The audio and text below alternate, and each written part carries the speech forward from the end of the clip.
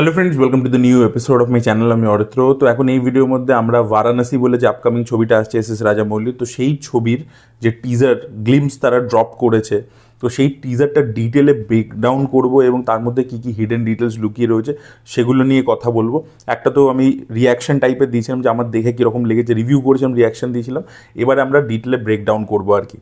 তো অলরেডি দেখুন ইন্টারনেটে কয়েকটা থিওরি ঘুরে বেড়াচ্ছে, সেগুলোর ব্যাপারে আগে কথা বলে নিই এবং সেটা কতটা অবধি ঠিক কি ভুল সেটা নিয়ে কথা বলে নিই। তো একটা থিওরি ঘুরছে যে পৃথ্বীরাজ সুকুমারন হচ্ছে কুম্ভকর্ণর আর কি রিইনকার্নেশন বলা হচ্ছে এবং তাই জন্য তার নাম কুম্ভা দেওয়া হয়েছে। এবং কুম্ভকর্ণকে যখন রাম বধ করেছিলেন তখন প্রথম তীর চালিয়ে তার রাইট হ্যান্ডটা কেটে দিয়েছিলেন, ঠিক আছে। তো তারপরে কুম্ভকর্ণ একটা লেফট হ্যান্ড দিয়ে বিশাল বড় গাছ তুলে রামের দিকে এগিয়ে আসেন, তখন রাম আরেকটা তীর চালান যাতে ওনার পা আর কি ডিজেবল হয়ে যায়। তার পরবর্তীতে রাম নাকি প্রচুর তীর চালায় যেগুলো ওর মুখের বিঁধে গেছিলো, ঠিক আছে। পুরো মুখের মধ্যে অনেকগুলো তীর মারে, মানে মানে পর পর পর পর তীরের বর্ষা করতে থাকে আর কি। তো সেরকম আর কি হয়েছিল এবং তারপরে ফাইনাল যে তীরটা চালায় তাতে তার মাথাটা কেটে সমুদ্রের মধ্যে পড়ে যায়। তো এই প্রসেসে আর কি কুম্ভকর্ণকে মেরেছিল। তো সেই জন্য যেহেতু ওই প্রথমে হাতে চার্জ করেছিল, তারপরে পায়ে চার্জ করেছিল তীর দিয়ে, তাই জন্য এ জন্মে পৃথ্বীরাজ সুকুমারন প্যারালাইজড আর কি, তার হাত পা কাজ করে না। তো সেইভাবে একটা অ্যানালজি টানা হচ্ছে আর কি। তো এটা ইন্টারনেটের থিওরি, এটা আমার থিওরি নয়। এবার কুম্ভকর্ণর ব্যাপারে একটু ছোটো করে বলে দিই আপনাদেরকে। কুম্ভকর্ণ রাবণের ভাই ছিল, ব্রহ্মার বিশাল আরাধনা করেছিল এবং তারপরে ব্রহ্মা তাকে বরদান দেবে। তো সে বেসিক্যালি ইন্দ্রর সিংহাসন চাইছিল।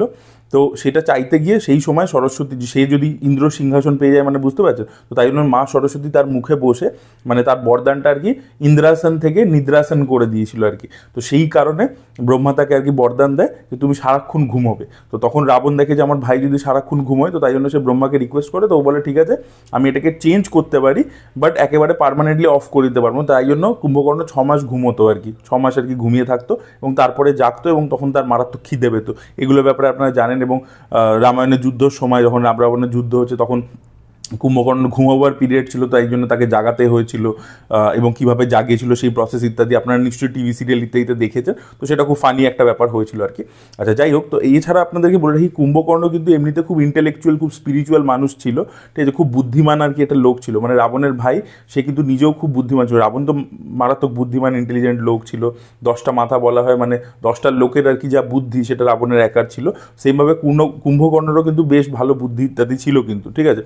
এবং সে নিজে কিন্তু মানে বিশাল বড় জায়েন্ট হলেও, বিশাল পাওয়ার থাকলেও চট করে ভায়োলেন্স খুব একটা পছন্দ করতো না, ভায়োলেন্স অ্যাভয়েডই করতো। সে কিন্তু অ্যাকচুয়ালি রাবণকে বুঝিয়েছিল যে সীতাকে ফেরত দিয়ে এসো, ঠিক আছে। তো এই গুণগুলো কিন্তু তার ছিল। তো পৃথ্বীরাজ সুকুমারনের ক্যারেক্টারটাকে এই যে কুম্ভকর্ণ রিইনকার্নেশন বলা হচ্ছে, এক তো এই যে হাত আর পা ডিসেবিলিটি, এটা রিইনকার্নেশনে, সেটা তো একটা ঠিক আছে লজিক।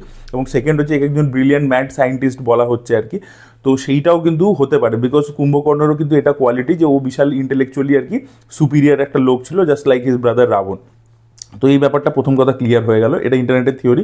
এবং বলা হচ্ছে যে মহেশবাবু হচ্ছে মহাদেব আর কি, লর্ড শিবের আর কি একটা রিইনকার্নেশন বলতে পারেন, যেটাকে রুদ্রা বলে বলা হচ্ছে। এবং আপনারা দেখতেই পাচ্ছেন নন্দীর পিঠে সে বসে রয়েছে, হাতে ত্রিশূল রয়েছে। তো ওখান থেকে ডাইরেক্টলি বোঝা যাচ্ছে যে শিবের আর কি একটা অবতার কাইন্ড অফ, এবং বা একটা রিজেমলেন্স আছে ক্যারেক্টারটার কোথাও গিয়ে।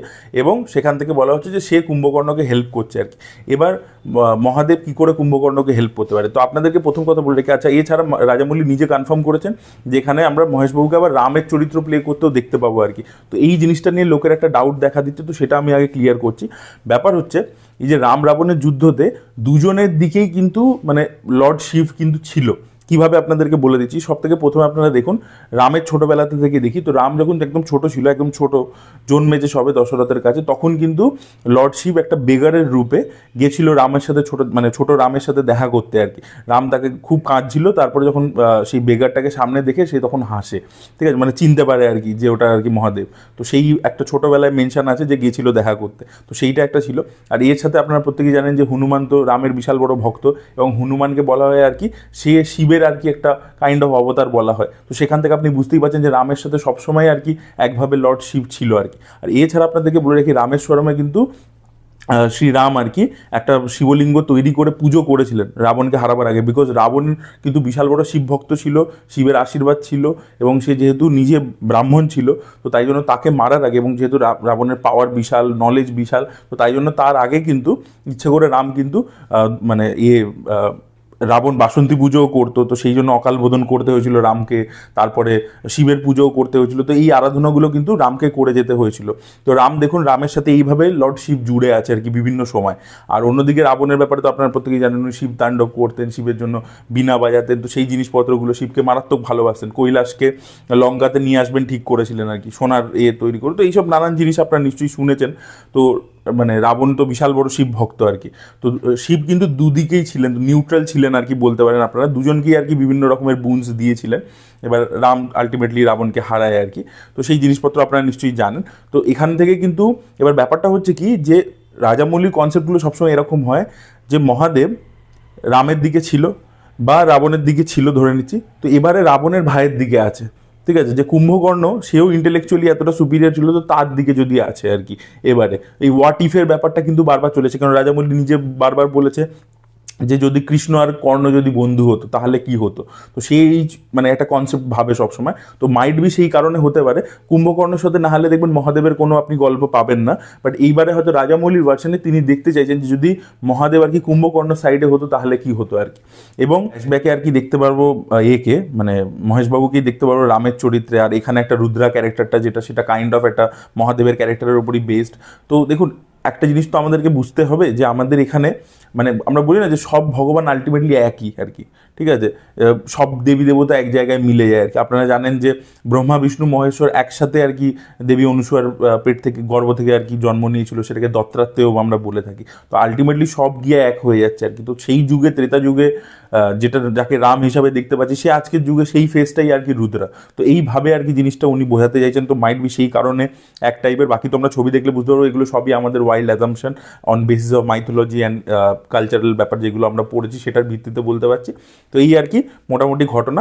এবং যেটা মনে হচ্ছে আর কি গল্পটা ছবিটার কি হবে বলে মনে হচ্ছে যে এ একজন সায়েন্টিস্ট যে ওই সঞ্জীবনীটা চাইছে, সঞ্জীবনী হতে পারে আর কি, সঞ্জীবনীর কথা যেহেতু আপডেটে উঠে এসেছিল তাই জন্য, যেটা একটা ইমমর্টাল মানে যেটা দিয়েও আর কি ঠিক হয়ে যাবে, most powerful person on earth হয়ে যাবে। এবার সেটার জন্য ও এই মহেশবাবুকে হায়ার করেছে, মহেশবাবু ওর জন্য খুঁজছে। এবং তারপরে একটা পয়েন্টের পরে এটা টাইম ট্রাভেল করে ওই ত্রেতা যুগে চলে যায়, যেখানে ওই রামায়ণের যুদ্ধটা হচ্ছে। এবং সেইখানে ওই যুদ্ধের মাঝে ওদেরকে নয় রামকে আটকাতে হবে কুম্ভকর্ণকে মারতে, বা ওইখানেই কোথাও সঞ্জীবনী বুটিটা আছে বা কিছু একটা এরকম ব্যাপার আছে যেটা ওই যুদ্ধের মাঝামাঝি হচ্ছে আর কি। এবং সেই জন্য এই সিনেমাতে যতগুলো ফ্রেম দেখতে পারেন প্রত্যেকটাতে কিন্তু এই রুদ্রা যে ক্যারেক্টারটা, যেটা মহেশবাবুর ক্যারেক্টার, সে কিন্তু প্রত্যেকটা জায়গায় রয়েছে। ইভেন ত্রেতা যুগেও রয়েছে, যে হনুমানজিকে যে দেখাচ্ছে তার যে লেজটা রয়েছে, সেই লেজের উপর যেটা রথ আসছে সেটা মহেশবাবু চালাচ্ছে, এবং পিছনে পৃথ্বীরাজ সুকুমারের যে হুইল চেয়ারটা সেটা কানেক্টেড আছে আর কি। তো ওরা ওই যুদ্ধের মাঝে ট্রান্সপোর্ট হয়ে চলে যাবে আর কি। আচ্ছা, বাকি ফ্রেমসগুলো কিন্তু আমরা প্রেজেন্ট ডেরই দেখতে পাচ্ছি, একটা রাম মানে ওই যুগের দেখতে পাচ্ছি, আর বাকিগুলো কিন্তু মডার্ন ডে দেখতে পাচ্ছি, আফ্রিকা ইত্যাদি।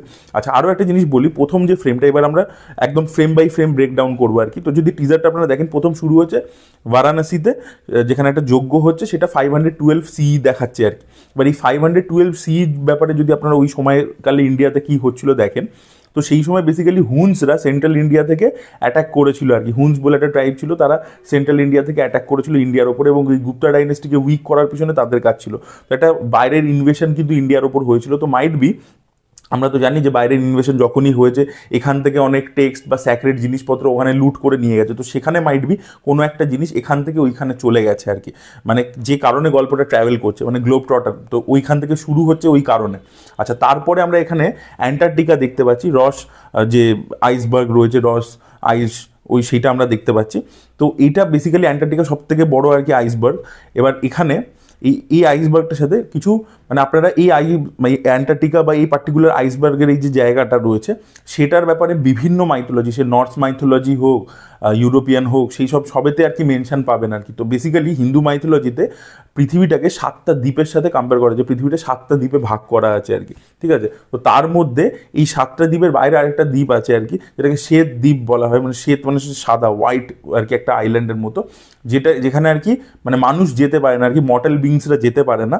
এবং সেখানে আর কি সেখানে কিছু পোর্টালস আছে, ঠিক আছে, মানে একটা ফ্ল্যাট আর্থ থিওরি আছে না, তো সেখান থেকে বলা হয় যে হেলে যাওয়ার, হেভেনে যাওয়ার পোর্টালস আছে আর কি ওই জায়গা থেকে। তো সেরকমই একটা কনসেপ্ট কিন্তু আমরা হিন্দু মাইথোলজিতে অ্যান্টার্কটিকার ব্যাপারে পড়তে পারি। এবং দেখুন না, সত্যি তো মর্টাল বিংস ওখানে গিয়ে এত বেশি ঠান্ডা, ওখানে সার্ভাইভ করা বিশাল প্রবলেম আর কি।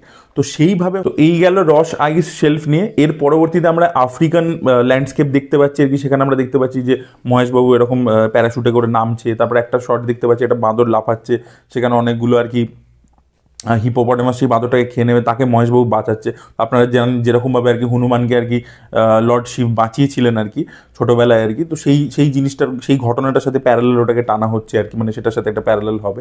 আচ্ছা, তার পরবর্তীতে আমরা দেখতে পাচ্ছি উগ্রবাটি কেভস, যেখানে আর কি ছিন্নমস্তার মতো বিশাল বড় একটা মূর্তি রয়েছে, সেখানে কিছু আর্মি, পৃথ্বীরাজ সুকুমারের আর্মি অ্যাটাক করছে, একটা যজ্ঞ হচ্ছে, প্রিয়াঙ্কা চোপড়া উপর থেকে পড়ছে, সেখানেও আমরা মহেশবাবুকে দেখতে পাচ্ছি আর কি।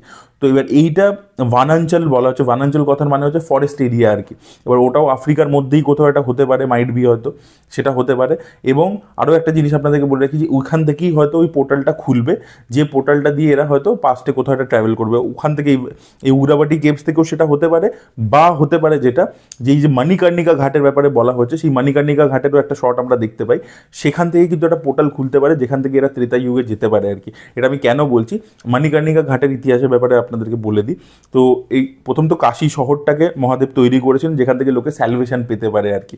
আচ্ছা, এই কাশীতে এসে কিন্তু অনেক দেবী দেবতারাও, মানে আমরা যেটাকে বলি না যে তপস্যা করা, নিজের পাপ মুক্ত হওয়া, সেই জিনিসপত্র করেছে। ইভেন বলা হয় যে বিষ্ণু তিনি নিজে এসে 1000 বছর ধরে ওখানে তপস্যা করেছিলেন, এবং মণিকর্ণিকা ঘাটে যে পুষ্করিণী আছে সেটা আর কি ওনার চক্র থেকে হয়েছিল, চক্র পুষ্করিণী বলা হয় আর কি, ঠিক আছে। তো সেই জিনিসপত্র হয়েছিল, উনি একটা এরকম গর্ত করে ওখানে করেছিলেন, একটা পুষ্করিণী তৈরি করে সেখানে জল ব্যবহার করতেন আর কি, সেটা নিজের সুদর্শন চক্র দিয়ে করেছিলেন। তো সেই জিনিসপত্রগুলো বলা হয়। আর এছাড়া মণিকর্ণিকা কথা মানে নামটা এসছে ঘাটটার, যে দেবী পার্বতীর আর কি কানের আর কি দুল পড়ে গেছিলো ওখানে, তো সেইখান থেকে ওইটা নাম এসছে আর কি। মহাদেব আর কি দেবী পার্বতীকে নিয়ে যখন শহরটা তৈরি, মানে এই হোলি সিটিটা তৈরি হওয়ার পরবর্তীতে ওখানে এসেছিলেন, তখন ওনার কানের দুলটা ওখানে পড়ে গেছিলো। ওয়ান অফ দ্য ওল্ডেস্ট ঘাট বলা হয়। তো সেখান থেকে যে শটটা আমরা দেখতে পাচ্ছি সিনেমার মধ্যে, মানে যেটা দেখিয়েছে কনসেপ্ট ভিডিওটার মধ্যে, সেখানে আমরা দেখছি যেটা পোর্টালের মতো কিছু খুলে আছে, ওইটা থেকেই হয়তো মাইট বি ওরা ত্রেতা যুগে আর কি ট্রাভেল করে যাবে, বিকজ একটা টাইম ট্রটিং ব্যাপার, হ্যাশট্যাগ টাইম ট্রটারে ওরা বলেছে। তো টাইম ট্রাভেলের তো ব্যাপার 100% থাকতে চলেছেই আর কি। তো সেইটা থেকে মণিকর্ণিকা ঘাটের ব্যাপারটা ওখান থেকে আর কি কানেক্টেড হচ্ছে। প্রিয়াঙ্কা চোপড়ার ক্যারেক্টারটার নাম মন্দাকিনী, আপনারা প্রত্যেকেই দেখেছেন, তারা পোস্টার ড্রপ করেছে। তো মন্দাকিনী একটা নদীর নাম, আপনারা প্রত্যেকেই জানেন। এই নদীটার আর কি দুটো গল্প আছে, একটা হচ্ছে যে এটাকে গ্যাঞ্জেস অফ হেভেন বলা হয় আর কি। আচ্ছা, এছাড়া বলা হয় যে মন্দাকিনীর সৃষ্টি হয়েছে যে মহাদেব আর কি কাঁদছিলেন, তো তার চোখের জল থেকে আর কি সেটা সৃষ্টি হয়েছে। তো মাইট বি দেখুন ওই যে শটটা আমরা দেখতে পাচ্ছি প্রিয়াঙ্কা চোপড়া পড়ে আছে, তো ওখানে হয়তো প্রিয়াঙ্কা চোপড়া ক্যারেক্টারটা মারা যেতেও পারে আর কি। তো সেখানে আর কি দুঃখের সাথে আর কি কানেক্টেড হতে পারে, যে মহাদেবের চোখের জল থেকে যেহেতু মন্দাকিনীর সৃষ্টি হয়েছে, তো সেটা আর কি হতে পারে মাইট বি, যে মহেশবাবু আর কি ওখানে কষ্ট ইত্যাদি পাবে আর কি প্রিয়াঙ্কা চোপড়া মারা যেতে, তো সেটা হতে পারে। এবং তারপরে সে আরও ফিয়ার্স হয়ে যাবে, কারণ সেও এবার চাই যে প্রিয়াঙ্কা চোপড়াকে যাতে বাঁচাতে পারে, সেই জন্য সঞ্জীবনী বুটিটা চাই, তো সেই কারণে হতে পারে, সেটার একটা সিগনিফিকেন্স মাইট বি থাকতে পারে। তো মন্দাকিনী এই যে ক্যারেক্টারটার নাম, সেটাও কিন্তু মহাদেবের সাথেই কানেকশন রয়েছে আর কি। তো রুদ্রা কেন নাম, কুম্ভকর্ণ কেন নাম, মন্দাকিনী কেন নাম, সেগুলো আশা করি ক্লিয়ার হয়ে গেছে, সেগুলোর সাথে কী কী কানেকশন আছে একটার সাথে আরেকটা কী ক্যারেক্টারের, এবং ত্রেতা যুগে কেন ব্যাপারটা যাচ্ছে, কীভাবে যাচ্ছে, আর শর্টসগুলো টিজারের মধ্যে আমরা যেগুলো দেখতে পেয়েছি সেগুলো মোটামুটি কী সিগনিফিকেন্স হতে পারে। তো আমি হুন্সদের কথা যে বললাম আর কি, তো সেইটার কারণে আর কি এখান থেকে আর কি কোনো একটা জিনিস হয়তো ওখানে চলে গেছে, সেন্ট্রাল এশিয়া বা কোথাও চলে গেছে, এবং সেখান থেকে হয়তো ব্যাপারটা হারিয়ে গেছে। আর এই যে রস আইস শেলফটা আমরা দেখতে পাচ্ছি অ্যান্টার্কটিকাতে, তার নিচে কিন্তু একটা জাহাজ কিন্তু ডুবে গেছিলো, এবং সেটা ওখানে ফ্রিজ হয়ে গেছিলো আর কি। তো হয়তো ওই জিনিসটা যে ট্রাভেল করে ওখানে চলে গেছিলো, ওটা কোনো একটা ফর্মুলা হতে পারে, কিছু একটা হতে পারে, বা একটা যে হয়তো এরকম হার্ব যেটা হয়তো লোকে ইমমর্টাল বানিয়ে দেয়, সেটা হয়তো অনেক যুগ ধরেই বিভিন্ন লোকে খোঁজ ইত্যাদি করেছে, বা এক জায়গা থেকে আরেক জায়গায় নিয়ে যাওয়ার চেষ্টা করেছে, সেখানে কিন্তু তারা আনসাকসেসফুল থেকেছে আর কি। এবং এখন এই পৃথ্বীরাজ সুকুমারের ক্যারেক্টারটা আর কি এই মহেশবাবুকে অ্যাসাইন করেছে কোনো কারণে, সেটা ভয় দেখিয়ে হোক, তার ফ্যামিলির জন্য, বা অন্য কোনো কারণে হোক, যে ভাই তোকে আমার জন্য খুঁজে বার করতে হবে এটা। এবং মহেশবাবু একজন এরকম ইন্ডিয়ানা জোনসের মতো ক্যারেক্টার, যার বিশাল পাওয়ার্স ইত্যাদি রয়েছে, তো সে আর কি এই বিভিন্ন জায়গায় ট্রাভেল করে করে ওটাকে খুঁজছে, এবং ফাইনালি ওরা জানতে পারে যে ওটা এখানে নেই, এখানে হয়তো আর এক্সিস্টই করে না, ধ্বংস হয়ে গেছে বা কিছু করে, ওদেরকে ওটা পেতে গেলে ওই ত্রেতা যুগে যেতে হবে। তখন ওরা এই পোর্টালটা খুলছে, টাইম ট্রাভেল করে দুজনে, পৃথ্বীরাজ সুকুমার এবং মহেশবাবু যাচ্ছে ত্রেতা যুগে, একদম রামায়ণের যুদ্ধের মাঝে, এবং সেইখানে গিয়ে আর কি মেনলি ওরা ওই জিনিসটা পাবে আর কি, এরকমই আমার মনে হচ্ছে। তো এই ছিল আমার ব্রেকডাউন আর কি, আমি যতটা বুঝতে পেরেছি, আমি যতটা আমার নলেজ ছিল প্রত্যেকটা ক্যারেক্টার সম্পর্কে বা রামায়ণ সম্পর্কে, সেটার ভিত্তিতে আমি বললাম যা যা আমি ডিকোড করতে পেরেছি, সেটার ভিত্তিতে দারুণ মাইন্ড ব্লোয়িং কনসেপ্ট লাগছে আর কি। এবং যেখানে আর কি প্রেজেন্ট ডে এবং রামায়ণটাকে ওরা মার্চ করবে, সেই জায়গার ভিজুয়ালসগুলো দেখার জন্য আমি পাগল হয়ে রয়েছি আর কি। Really looking forward to that. আপনাদের কি ওপিনিয়ন, আপনাদের কি মনে হয়, কি গল্প হতে পারে, অবশ্যই কমেন্টে লিখে জানাবেন। এই ভিডিওটা ভালো লেগে থাকলে লাইক করুন, শেয়ার করুন, চ্যানেলকে সাবস্ক্রাইব করতে ভুলবেন না। বাই।